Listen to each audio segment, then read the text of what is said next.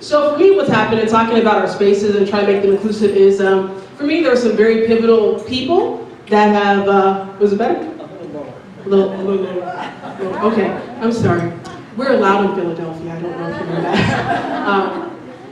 But so there's lots of pivotal people that have helped me to be someone that felt good about who I was and feel safe and feel comfortable as an LGBTQ person. For me, one of those most important people, the most important person in my life in my coming out was my father.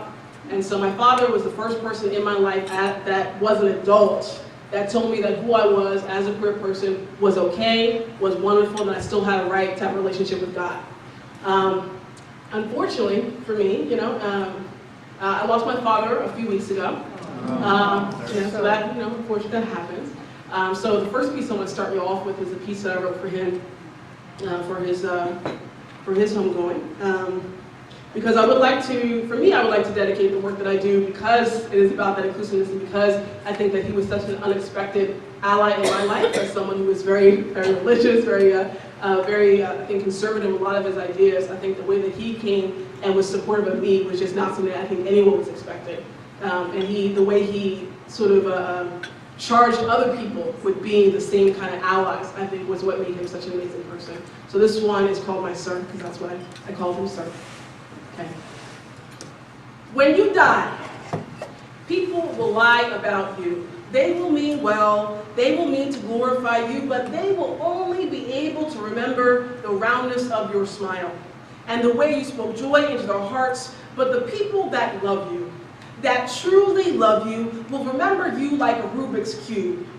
Complicated. They will remember your anger, your grief, your sadness, your joy, but above all, they will remember you with fondness. Beyond the fog of all those things, they will remember you like the promise of paradise. For even in your imperfections, they will see reflections of themselves and what they hold dear in the ripples of your most calm and turbulent waters. I will forever remember the shape of my father's anger and his absences. I will remember the concentrated weight of him glaring in your direction, tight-fisted, clenched, and the voice that never raised, but spoke clear and stern just as crisply as I will remember the smell of lotion smoothing the rough patches on his hands. I will remember the feel of my hand in his, and I will always be able to hear his laugh. As a child, I had been afraid of my father's anger. As an adult, we laughed. We talked nonviolence, we found God, we spoke about picking the right battles to win the war, which was always in the name of peace. My dad and I laughed hard at each other, with each other, and when we were apart, I can hear his laugh slip from my throat, and sometimes I've been frustrated because I know that if I am telling a joke, chances are he told it 20 years ago. And I am keenly aware that I'm hardly as unique as I have wanted to be. I will remember what I called him. I will remember him as Sir. I remember as a 20-year-old trans queer that he is the only person I will ever let and have ever let call me baby girl. And I remember that no one could ever say it quite like him. Even my pronunciations aren't quite regal as him. I remember being a 15-year-old gay girl and him being the first person in my life to tell me that my right to be loved wasn't up to some other man's interpretations, but were for me and God. I will think of him and cry. I will sit in bakeries and tear at the sight of pies and applesauce, knowing that it just won't ever stick to my belly in the same way. I will remember licking frosting off of mixers with my sister. I will remember the way my father walks, the sarcastic arching of his eyebrows. I will remember the seasons of my father's face, from dark hair to salt and pepper. I will remember my friends telling me how handsome he was and assuring them he already knew. I will witness my father's face when I see my sister and my brother, when I catch a quick glimpse in the mirror. I will remember that until the three of us are all gone, my father is still alive and well, and we made sure that we loved every part of him. Thank you.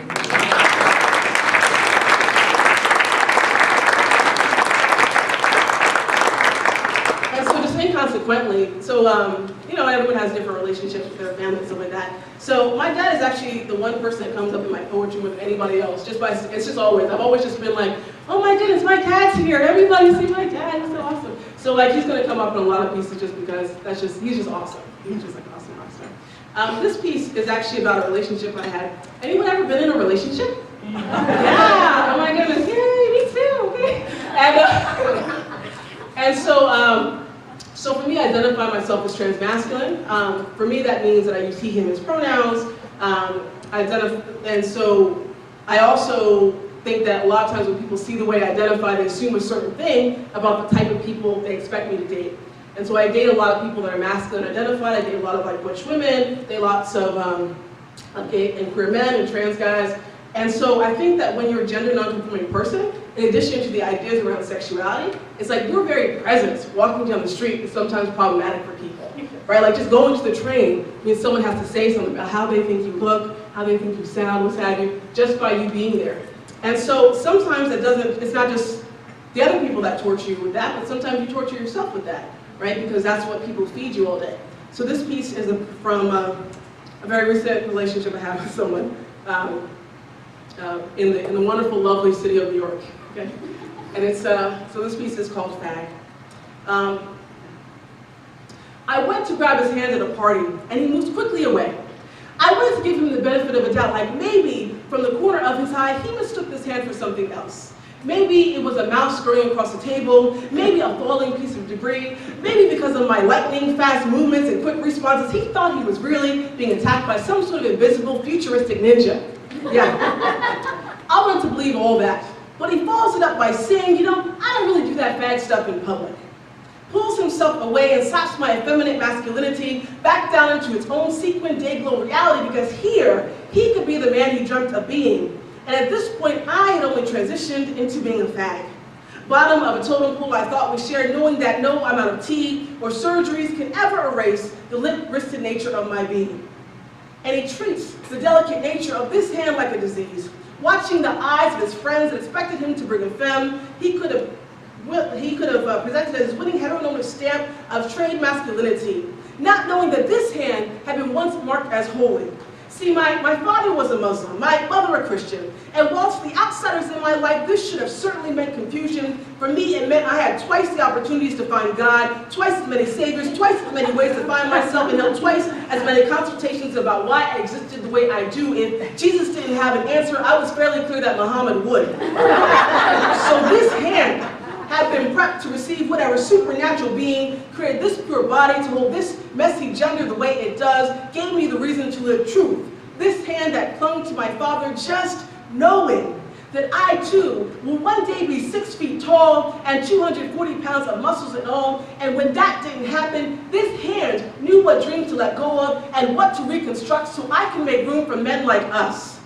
It was this hand that's been forced to protect itself from the gaze of men that don't see enough woman in me to be sexual object, but not enough man in me to be brother. This hand has fought suspicious looks that follow you into subways, has commanded rooms of men that arch their backs way up to make sure you are not looking at them, can clear aisles in seconds. Moses had the Red Sea, but I part closet case stupidity. So when you let go of this hand, know that the palm lines visible here run through like support wire. Know that this right hand has been without a reflection for so long it was busy mistaking you for its left. Know that this hand has mapped your pain and lived to tell a tale, knows why you can never stop looking over your shoulder in the dark, knows why you fear being alone, knows why you haven't made a friend in years, knows why you've stopped talking to those that cling to remember you as a girl and can't figure out how to replace the knowledge of what is between your legs. Knows the nightmares you keep bound beneath a crushed breast in summer heat, collapsing your air, but giving you a new life. This hand has created and destroyed. This hand has lived in solitary confinement as a result of cis-sexist malfunctions, disjunctions that leave queers like me and quagmires as a lovable transgression. So this hand is much stronger than you think. So let go of my hand and self-sacrifice if you must. But if you ever feel a need to reach into the pit of your throat to call me a fag again, you should learn to say it with some damn respect. Thank you. So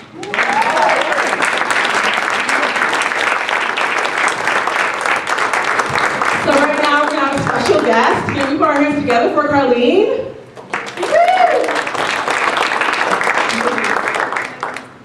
Okay, my sis right now. So I'm trying to think. Could we wait on a mic stand? So I'm going to do one more piece, then we'll wait on. They have a mic stand coming. They might be able to. You want to try it now?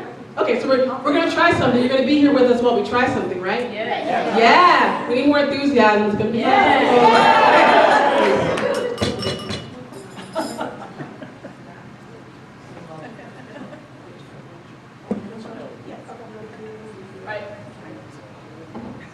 All right, so yeah, I'm putting down the mic, I don't know I'm doing that. So this piece, this is going to be a quick love poem. A lot of my pieces, I always tell people, like, if I'm writing a poem about you, it's probably not usually about a good thing, it's probably about when I'm frustrated, but sometimes I have good, happy poems about good, decent people in my life. And so this was the first performance poem I ever wrote a while ago, so please forgive me if I don't get through all of it. It's very short though.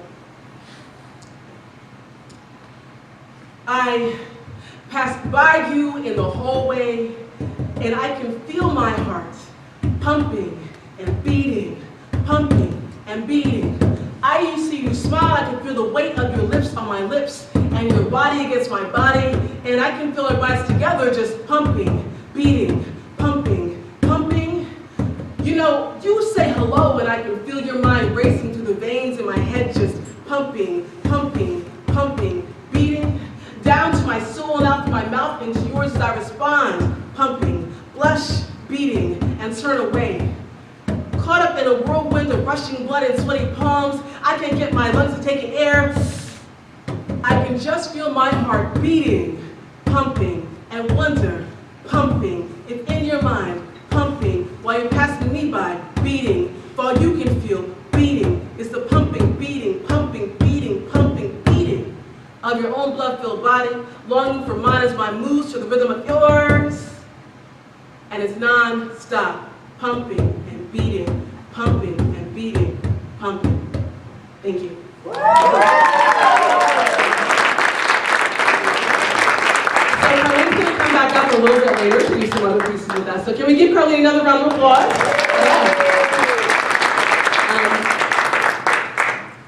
Yeah. So the next piece I'm going to do, I asked if I could do it because I was raised right in the sense that, like, I don't typically, I was taught to feel ashamed about cursing in front of people. So I want you to know, one day I was sitting in the car with my dad, and I was talking, so I did social services for a little bit of time, for about 6 years, with a group of queer youth in Philadelphia. And ended up working with a lot of kids that were homeless, that were being, people trying to beat the gay out of them, all these different things. And so I remember one day I was relaying this story to my dad about this particular young person and what was kind of happening to her. And I dropped an F-bomb. And I was like, oh my goodness. And so my dad's like old school 1960s Nation of Islam, don't curse, don't drink, don't smoke, don't do nothing. So I was just like, oh my goodness, I'm so sorry. You know, but I was like, but you know, Dad, you know, some experiences are worse than just bad. I was like, and don't you think God would want us to be honest about the experiences that are happening to people, that we gotta use some words that are a little deeper than just that was just bad, right? So some things happen. And so I'm saying that to say as a precursor that, just a warning, I'm going to curse a little bit in this piece. There is a purpose to the cursing in the piece, so I will try to just drop curses on people. So please stick with me through the piece, okay? Is that good for people? Yeah. Can we commit to that? Yeah. Okay. And again, I asked, so I just want you to know, I asked about this piece. And this piece is called Neighbor. And going back to relationship stuff, you know, this is the closest thing I've written to a love poem as an adult, and it is for my ex-girlfriend's neighbor. Yes, okay. To the woman that frequents my girlfriend's apartment complex with the stank face that always reads, "Here comes that gay bitch again. I want you to know that I get it, you are not used to gay people. They have been the stuffing that jokes whispered on sidewalks and behind the backs of strangers are made of. Not real, not very tangible, not even very human. As a teenager, my father, at least the way I imagined him, would tell me things like, we are all the same. And anyone that didn't like me because I was gay was simply just ignorant of that fact. You know, black, white, gay, straight, we are all the same, like a hand-holding, multiracial, we are the world's sexually indifferent block party." Yeah, my father was pretty corny like that, but you, my friend, are more right than my father ever was, even his imaginary parts. You see, there is a very big difference between gay people and straight people that is so slight, I'm glad and a bit surprised that you noticed it. You see, gay people just fuck better. And I know you know that because you live next door. And the particular intensity anger you are feeling comes from a very focused type of sexual frustration that can lead to ailments such as delusions of heterosexual grandeur, stalled lips, and rampant unchecked homophobia that leaks out into cultural norms as emotional and physical transgressions from a lack of clitoral release. If I were you, I'd hate gay people too. Because we have been interrupting quiet nights at home with your cat and repeat episodes of Meet the Browns, America's Next Top Model, and The Housewives of Orange County. That is some seriously important shit. I only can offer you an explanation and hope that with my sincerest of apologies, we can still be friends, or at least the simplest of neighbors. I understand the other day you asked my girlfriend, why are you gay anyway? You're too pretty for that. And you're right, she's very pretty, gorgeous in fact, and I find her attractive in a way that frankly makes me a little sad you're not getting the same attention at home. I mean, here we are, cranking up the noise day by day, and I haven't heard so much as a mouse squeaking through the walls of your place since I got here. Is everything okay? You know, most of us gays double as therapists on the side are experts at talking about our feelings, so you shouldn't feel ashamed, just let it out. I, of course, am here for you. Men and women together is just unnatural. I mean, a better question is not why you're gay, but rather, why do y'all fuck so much and so good when I'm trying to sleep or in the four corners of my mind? See, I added that last part because every time I say the word gay, behind those eyes, I can see that your perverted butt is only thinking about sex. To the point I often wonder if my butt looks good in your preoccupied heterosexual fantasies. So let me answer both those questions for the two of us, okay? Of course it does. And I don't fuck more. I fuck harder. I fuck harder for when my mother slapped me across the face at Christmas for looking like a boy. I fuck harder for the boy that thought he could fuck the gay out of me. I fuck harder for the 13-year-old trans girl turned prostitute because her parents forced her to sleep on the streets. I fuck harder because my government thought it was more important for me to be able to die for my country than to live in holy matrimony with equal job and housing protections. I fuck harder because the transgender life expectancy in this country is only 37, so don't blink, I might not be here much longer. I fuck harder to prevent from forgetting that the ability to come into the warmth of your partner from the cold of outside is a luxury not everybody else is always allotted. So I'll fuck harder to let her know that this very moment is sacred, not fuck harder. Because every time a post-site trans fat thrusts, a motherfucking fairy gets its wings.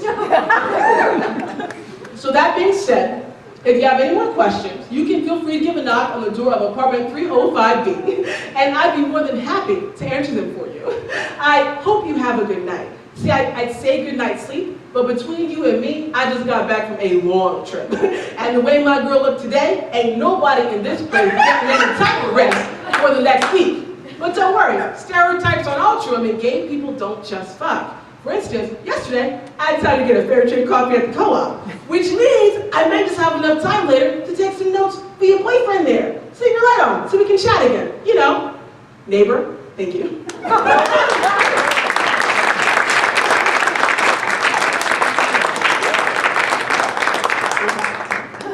Thank you, that's awesome.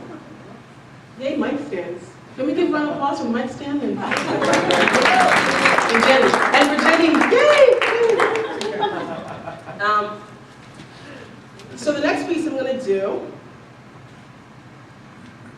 is a few years ago, so back in, I guess 4 years ago, I had a surgery with a friend of mine, so it was an organ donation surgery, and I was dating this person at the time, and I asked him, I was like, oh, are you still like me would have my scar? And he said no. And so because he said no, he gets a poem. So I'm going to read that poem for you. This is called The Bitterest Scar, and it's dedicated to my friend Cheryl, which is the person I had surgery with. 2 inches above my belly button, I have a very bitter scar, not the mark itself, but the body that lies beneath it. I had a lover once that said the idea of my scar made him sick. The idea of it. My scar, waxing and waning on my belly as he tickled me, as he laughed with me, as he touched me, as my body curled around him was too much. All twisted there like some ugliness that just wouldn't rub away made him feel queasy. Because this scar that gave life was too gnarled and knotted to be sweet and delicate like it was supposed to be on this bitter body which had now taken some warrior stance on a battlefield he never agreed to be fighting for. That was the last time we would see each other unarmored, undressed, naked, and wanting. God, I never felt so wanted and had it taken away so quick. So my scar. This scar had become bitter from conception, not the mark itself, which was full of life, but the body beneath it, my scar. This scar, which gave 2 pounds of flesh between us. This scar was destined to be beautiful, but was disguised in a myriad of feelings that jumped from joy to loneliness too quickly for me to keep up. So when you told me that you met a man back home that kissed your scar out of gratitude, because it was this scar, your scar, our scar that gave him the time he needed to find you again. My bitter scar, not the mark itself, but the body that lies beneath it. My bitter scar felt like it had finally been loved. Thank you.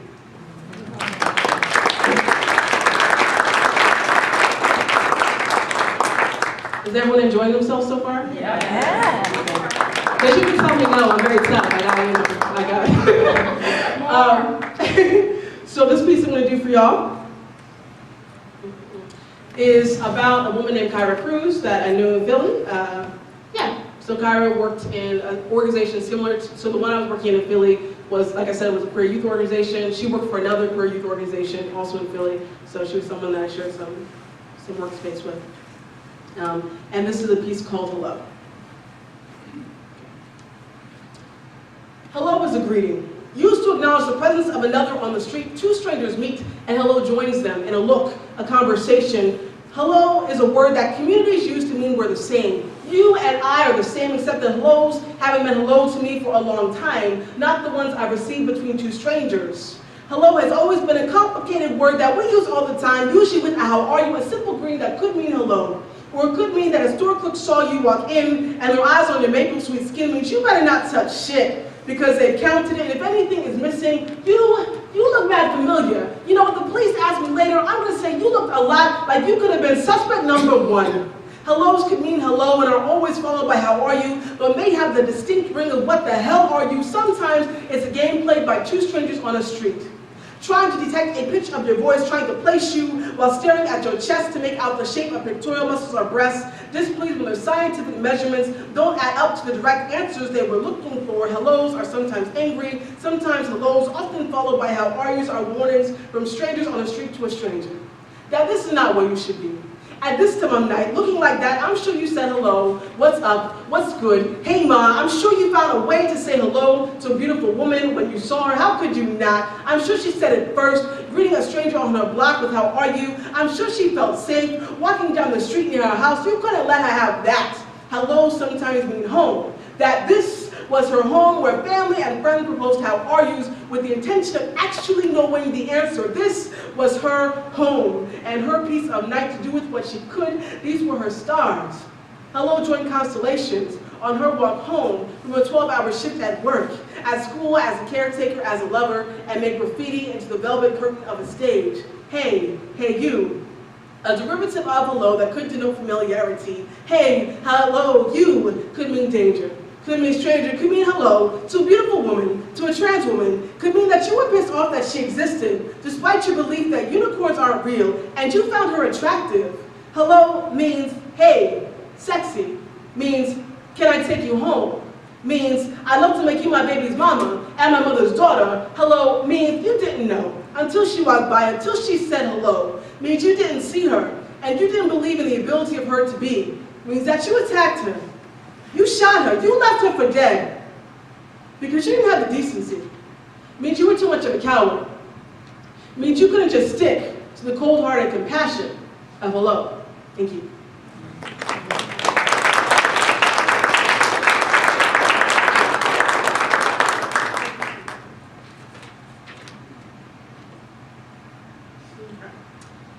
So, I think I'm gonna invite Carlene back up to the stage. Can we give another round of applause for Carlene?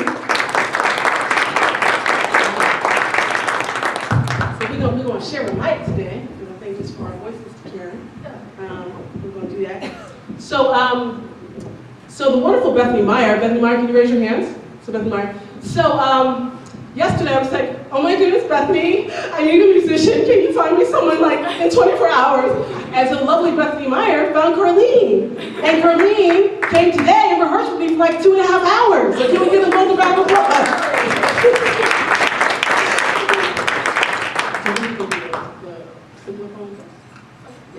So we're going to do a quick poem, where I'm going to do a poem, and Carlin's going to help me out with that, and then we're going to perform a little song together. I'm not a musical talent, so please forgive me if that song is not up to your standards of what music should be. But the beautiful Carlene is great. And so the next piece that I'm going to do for y'all is called Serendipity.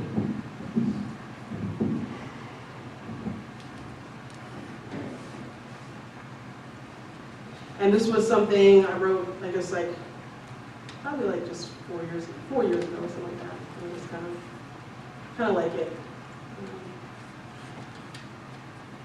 Okay.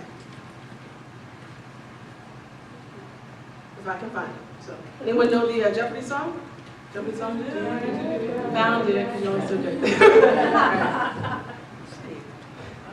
And again, this is called Serendipity.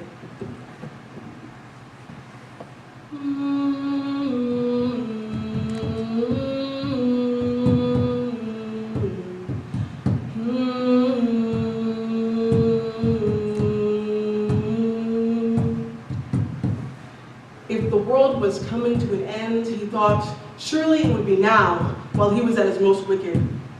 Laying belly down in dirt, mud caked to his pores and sweat still garnishing his brow, his movements remained gentle like delicate rice paper, making sure not to cut too sharply in any direction, just waiting, waiting, waiting.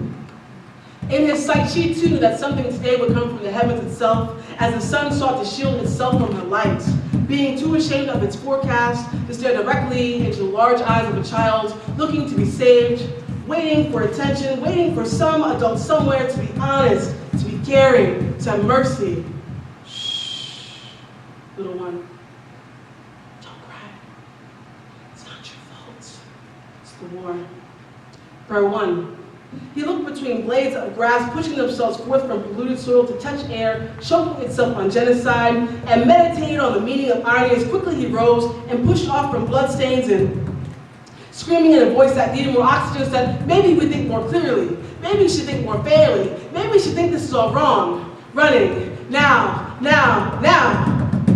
On torn leather boots, meant to be impervious to the universe, today allowed him to feel every granule of dirt and crushed micro plant that attempted to be the rose that grew from desert, but no roses would be televised from this desert.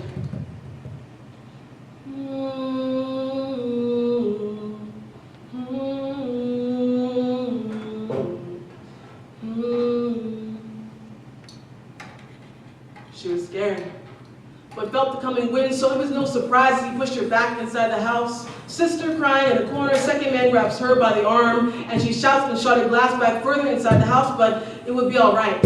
Shh. She didn't know that it would be all right. Mom gone, father missing, probably by the same men. She watches them seal the windows up from the daylight that had already tried to forget they were there. And in some foul language no one but he speaks, he orders them to remove everything. She nods. She shakes, understanding without even knowing where the breaks in his words are.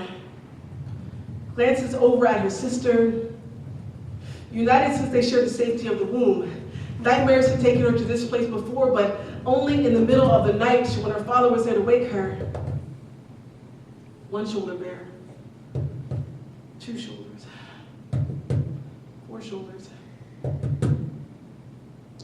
2 bodies shivering in air that is warm enough to make brain cells alive, an air that 4 lungs inhaled far too quickly with gunpowder to be sane. He signals his teammate to take the sister in the next room over, where he claimed his conquest there as fever of rage blocked his eyesight from really seeing that she was not the murderer of his childhood friend. Seeing she was not some dictator who killed thousands of men. Seeing she was not a leader who used weapons against him. He couldn't see that she was just a girl waiting for her father to come home and for her mother to throw her arms about her. Whole time she just kept hearing screams from her sister in the next room over. Just kept hearing her sister in the next room over, just screaming, screaming, screaming.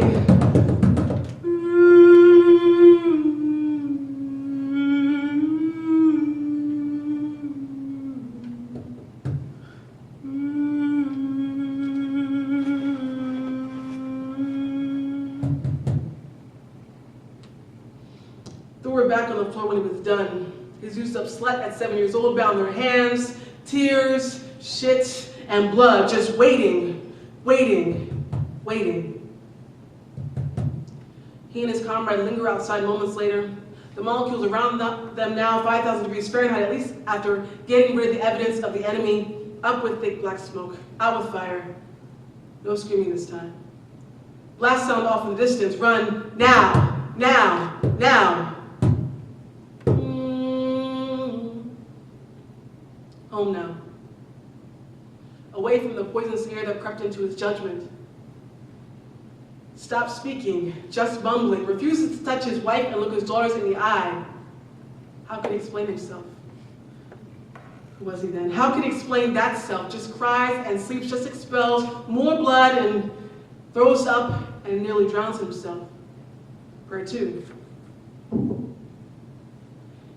If you're still watching, please forgive me. For my soul was not in the desert and my body would rather die than be home. Whispers from a small tongue. Gone before her time, but wiser than her age, and rejects this prayer. Shh. Little one. Don't cry. Don't cry, it's not your fault. It's the war.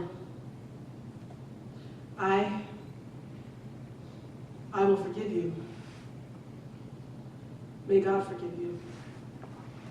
And she just sings him to sleep with the same song her mother had given to her when she had been afraid.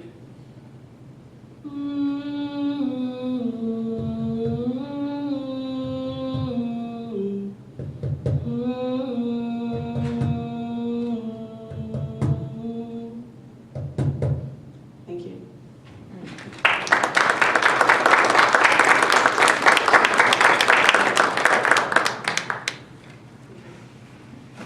So the last piece felt a little heavy for me in the world. So this next piece I'm going to do with the wonderful Carlene. Yeah, another round of applause for Carlene because I'm so excited. Yeah, you have no idea how excited. So I'm going to do one song with Carlene, and then I'm going to end on like a softer, little lovey note piece because I think that I need that right now in my spirit. Yeah? Yeah. Okay. And so this song, should I do? I can do a quick one right now while you're still here. I'm going to do a quick love poem, and then we'll get to that piece. Okay? So yeah, I'm going to change up the game a little bit. Okay. Huh? Are you making faces behind me? No. Carlene is making faces behind me. We should invite her back here. Okay. Okay. So this is another love poem I wrote many, many years ago because I don't know. I mean, I have love in me. I'm not like an unloving person. I just want to be clear about that. I just don't write a lot of love poems. I like, that's me. I don't, Anyway, it's called Dreaming of a Third Grade Playground, Part 2. Defining a poet is subjective, but surely one who creates poetry is invariably a poet, so what if I said that poetry was a time when the sound transmitted between two people could actually acquiesce into something alive and pulsating, particularly when combined with the blue satin-wrapped gift of a smiling, naive, aching baby dyke wanting desperately to become your woman for the night, wishing to look to you for comfort. Night, 1, see daily yet temporary occurrence. 2, see physical entanglement. 3, see quiet peppered with nervous laughter over conveyor belt sushi. 4, see post-dinner dream. What if I said that poetry could be captured without any sound at all, and that the very act of being in the mere presence of a kindred spirit is enough energy to create stanzas with your eyes, and that this is the most coveted form of poetry ever to exist? Eyes, definition 1 and only, see accents to a smile no two-dimensional replica could have ever prepared me for. Could I write poetry with you then? For surely, you must be a poet.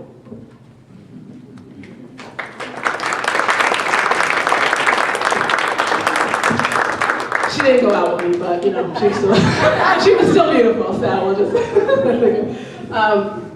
yeah, so the last piece that I'm going to do with the wonderful Carlene here is a song. So the song part you're going to recognize, hopefully, and if you don't, everyone, so y'all do the social media stuff today, so let everybody know about the YouTube. So if you don't know about the YouTube, go out, go find the YouTube, and you can look up the song if you have never heard it.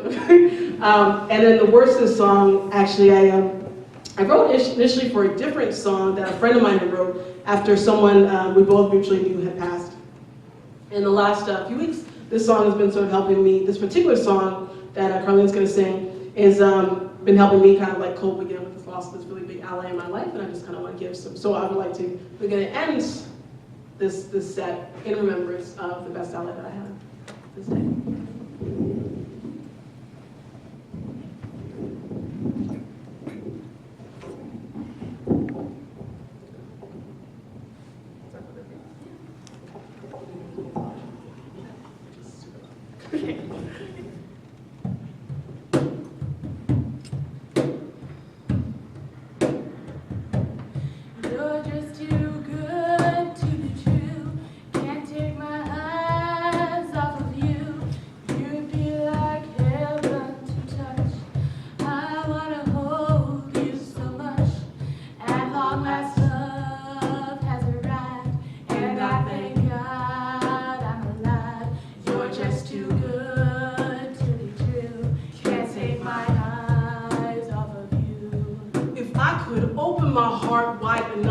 You all in, and instead of building a wall and reinforcing these closets, I'd take some time to tell family that I miss you and shine up my third eye bright to really see you. And when I knew you were really never coming back, it made me wish I did things different little ways back, like maybe told you that I loved you where it really counts, and instead of hoping that you hear me spit this poem now, and people tell me that it's only gonna get worse. Guess they don't know how much it truly hurts. I say goodnight to you every time I go to sleep, and no fancy metaphors, I'll conjure you into my dreams. But in the way that I stand, there's nothing else to compare. The sight of you leaves me weak. There are no words left to speak. But if you feel like I feel, please let me know that it's real. You're just too good to be true. Can't take my eyes off of you. I need you, baby.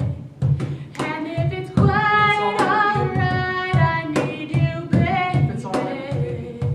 To warm a lonely night, I love you, baby. Trust me when I say it's okay. It's okay. It's okay. oh, pretty baby. Don't let me down. Don't let me down. Don't let me down. Baby. Now that I found you, stay and let me love. Let me love you. Let me love you. Let me me love you. love you. Made it. Almost a couple weeks out now. Wanna say that I'm stronger from the pain. How? Still feel the heartache in waves. I gotta say I wish it didn't, but it stings the same. Think I saw your smile underneath my dreaming moon, and when I lay my head down, don't leave me so soon, and give me a few more hours before the sun gets out of bed and leaves me here alone too, trying to keep You're a just too float here good without to you. be true. That's the last Can't one. take Say my no, I love eyes off of you. you. Made it almost You a feel like couple heaven weeks to out touch. now. Wanna say I that I'm wanna stronger hold from you the pain. so How? much. To feel the And heartache long in waves. I last, gotta love say is I right. wish it And didn't, I but it thank stings the God same. I'm Think I alive. saw your You're smile just too underneath good to my be dreaming moon, true. and when I lay Can't my take head my down, eyes don't off leave me of so you. soon. Give me a few more hours before the sun I gets need out of bed and you, leaves me here alone too, baby. trying to keep And if it's afloat here quite without you. If that's the alright, last I one, need say no, I love you. baby. Made it To almost a warm a couple weeks out lonely now. night, Wanna I say love that I'm you,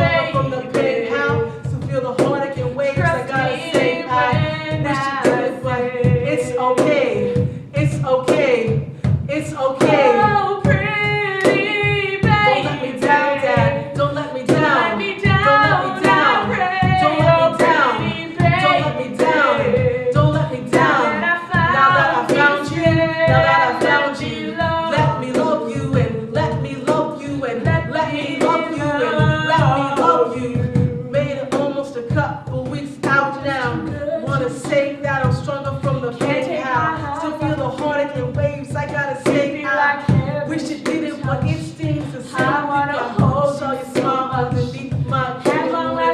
When I lay my head down, don't leave me so soon. Thank God I'm alive. Hours for the surgeons too out of bed and leaves me here alone. Can't take my eyes trying to keep afloat here without you. If that's what I have to say, I need you, baby. I need you, baby. And if it's quite alright, I need you, baby. I need you, baby. I need you. To warm a lonely night, I love you, baby. Let me love you and let me love you and Trust let me love you. when Let me love you. say, how pretty, baby.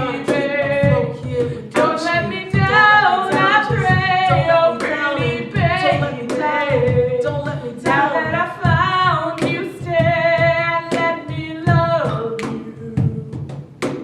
Let me love you. You're just too good to be true. Can't take my eyes off of you. You'd be like heaven to touch. I wanna hold you so much. At long last, love has arrived, and I thank God I'm alive. You're just too good to be true. Can't take my eyes off of you. Thank you.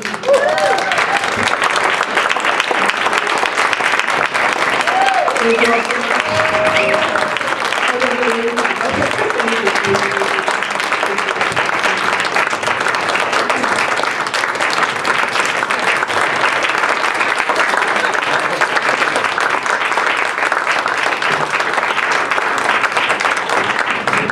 I really just want to thank all of y'all for letting me be here. Yeah, so I'm going to try to say this without crying, but this has been the first time I've really been in front of people since all this stuff's been happening in my life, and I really, just this space kind of motivated me to kind of get up out of bed and to see people and hang out with people. And it's spaces like this that I think allow people to find new community and new family, and so I so appreciate y'all having this weekend, and I appreciate just being able to be part of all this energy and seeing so many old friends and so many good new friends, so thank you.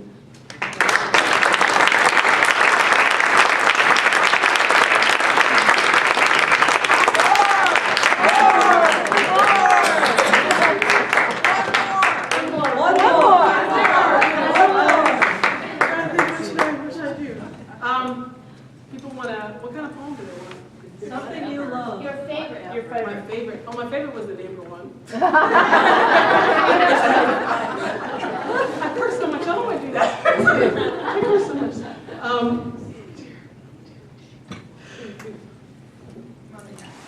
I could do Mother God. Okay, I can do Mother God. Okay. Oh, what's that? Okay. Yeah. Listen. Okay. So again, so if I'm doing this, so there's three people. So these three people are the blame for this poem I'm about to read, okay? Because they've heard it. Okay. Can I ask you a question? Can I tape you? Is that okay? So you can ask a question. Can I tape you? Oh yeah, of course. I didn't Yeah. want to do that without asking you. Oh no, I'm pretty okay. And so this one was based off of the stories of a few folks that I knew that I know still continuously in Philly. And when I'm in Philly, one of my former youth usually performs it with me. So this is just Mother God, I'd be fine if I could just take some stars from your hair. Mother God, I'd be fine if I could just take some stars from your hair, because the world is such a cold place and I've certainly lost my way. Need to usually like to find somewhere warm to sleep. Got to school early today because last night I just stayed woke. This man on the street keeps trying to touch me and I keep telling him no, trying to keep his hands away, but I can't pass this test if I don't get something to eat. I had nothing in my belly for days and I can't see straight, so maybe if he gives me a few dollars tonight, I'll tell him I don't mind. I said, maybe if he gives me a few dollars tonight, I'll tell him I don't mind his hand there. I don't mind, I just need something to eat so I can pass this test, so I can stay awake, maybe some other day even rest. Mother God, I'd be fine if I could just take some stars from your hair. Mother God, I'd be fine if I could just take some stars from your hair, because the world is such a cold place and I've certainly lost my way. Need to use your light to find somewhere warm to sleep.